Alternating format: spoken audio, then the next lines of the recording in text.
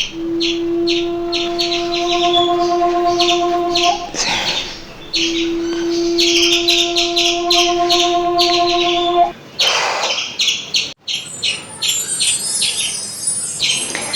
സുമേഷേ, നീ എന്താക്കുന്ന?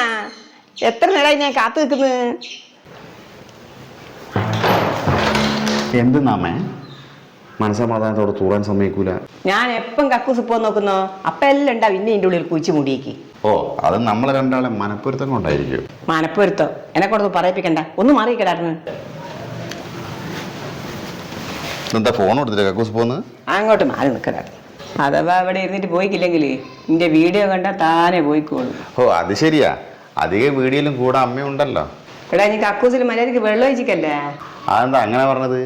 ഞാനെപ്പോൾ മര്യാദയ്ക്ക് വെള്ളം ഒഴിക്കാറുള്ളതല്ലേ. ഇനി എത്ര വെള്ളം ഒഴിച്ചാലും ഇനി കക്കൂസ് പോയ ക്ലോസറ്റിലെ അവസ്ഥ ഇങ്ങനെയാ. എങ്ങനെ? ഇങ്ങനെ.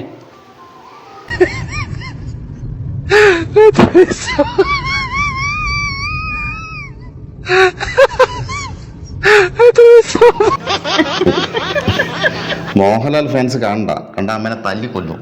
നീ പോടാ. ഹായ്.